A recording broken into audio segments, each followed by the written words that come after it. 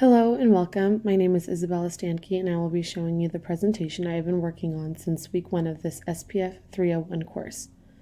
Over the last few weeks, I have worked on this presentation and developed vision statements according to the specific week's lesson in my intended career path. Let's dive deeper and I will tell you how each lesson applies to my vision statements and future career as a guidance counselor.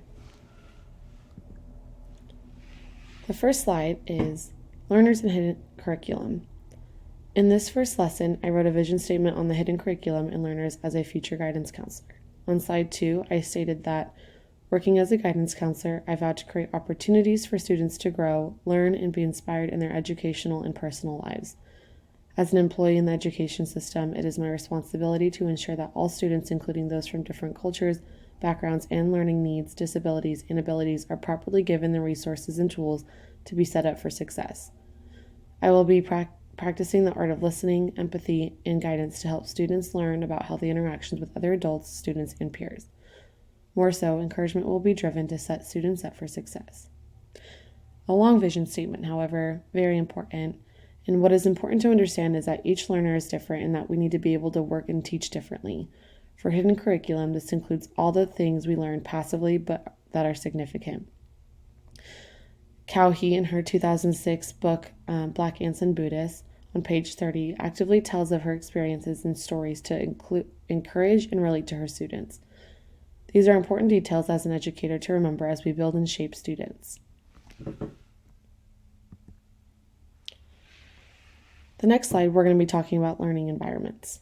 The learning environment plays a big role in the achievement and education for students. When talking about the environment, ensuring safety, culturally diverse, and productiveness is all part of this process. The learning environment can dictate how the student learns and perceives the material and teacher. From a personal experience, I was a new girl at a private middle school where the classes were also very small. On the first day of class, it was inviting to see all the walls that were decked out with great decoration and lots of colors. After this, the teacher began talking to me and asking me questions about who I am and where I came from. The room made all the difference for me and my nerves entering the whole new environment.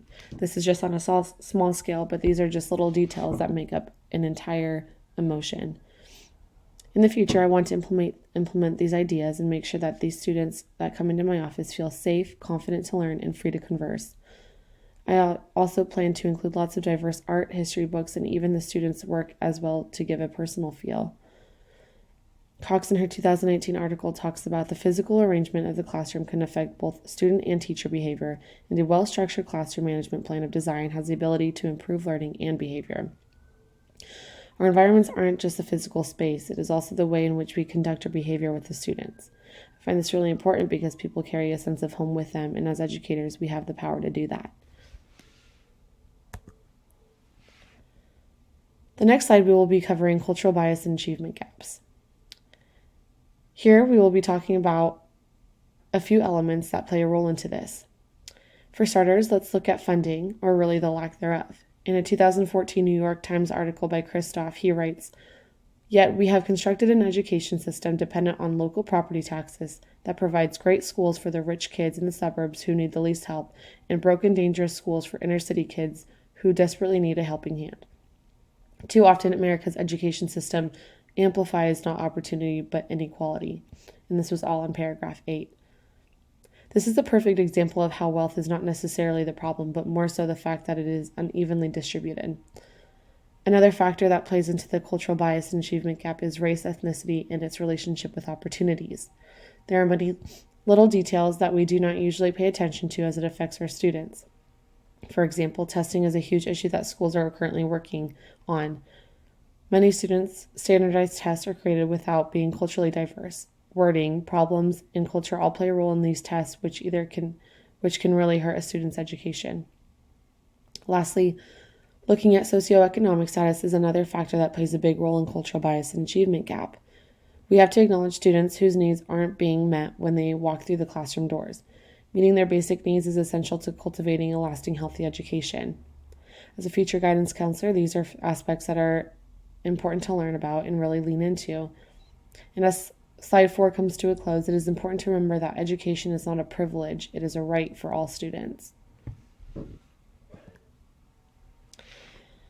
Here we have slide 5, which talks about culture as disability and cultural conflict in the office of a guidance counselor. Now, culture as a disability is when people from different backgrounds aren't able to meet the standards that society has put out for others to meet. One aspect that all educators and those that work in this field need to realize is that culture as disability makes it look as if people are in subgroups that are failing, when really it is how they are being measured in comparison to a general and bigger population. As an example, testing is another major theme, as I have mentioned before, that is intertwined with culture as disability. If an ESL student takes a standardized test, the language and wording will not necessarily be easy for the student to understand. He or she might not know the material being asked, but it is in the way that it is being presented that sets them up for failure. In my field of being a guidance counselor, it is my job to help students reach their full potential and meet them where they need to be met. If cultural conflict arises, it is essential to create a peaceful environment that includes communication, hard conversation, and mediation.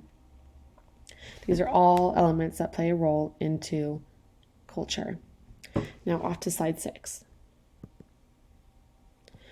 Here we are going to be talking about pop culture, holidays, and rituals in learning environments, Guidance Counselor Edition. And these are all very important aspects to learn from. So here, pop culture gives a lot of insight as to who your students are and what they are interested in. For right now, as we may see by our current trends, our pop culture includes a lot of social media like TikTok, Instagram, things like that. Here, these two have multiple ways of learning more and more about today's style, what is in, what is out, and social media isn't where it stops or ends. There is so much more to pop culture. Knowing this can help bridge gaps and become a topic that both you and your student can relate on as you work together to better their personal and educational experiences. As we move into rituals, they are a part of everyone's daily life, and it can be a range of multiple things. It doesn't necessarily have to be a religious ritual, but it can be your skin routine, the prayers you say at night, or even the way you like your coffee in the morning. These are routines on a small scale, but every student has a routine that he or she follows daily. As a guidance counselor, it is essential to take a look at these routines to ensure you are understanding the student and meeting their needs. Holidays are also a big part of a student's life. We are overwhelmed by the amount of celebration of Christian holidays throughout the year, so as a guidance counselor, I want to make a difference and begin celebrating the holidays and religions that the majority doesn't know about. Again, it's our standards of meeting society. Being culturally diverse also means learning about other people's history and holidays that they celebrate. This is really good for students to feel at ease and seeing through the eyes of elders and school members, making sure that their needs are being met through their own personal experiences and with where they come from. Now on to the second to last slide. So here we have being culturally responsive as a teacher and leader. Now, culturally responsive teaching includes many different things, and being a culturally responsive teacher or guidance counselor means that you need to have the skills of learning and listening. This is a way to learn from your students, becoming teachable, to understand who they are, where they come from, and how you would do better to assist them. On slide 3 of the culturally responsive teaching slideshow given by the Arizona State University teaching staff, the authors deliver ways that help all students. One way that this can be done is through the first point they said by saying, using cultural knowledge, prior experiences, and performance styles of diverse students to make learning more appropriate and effective for them is a big way to do this and meet their needs. Being culturally responsive also starts with the educators as we learn about our own culture. When we learn about our own culture, we have more of a broader view of how to help others and learn about their culture. In a way, this is a great way to practice coexisting.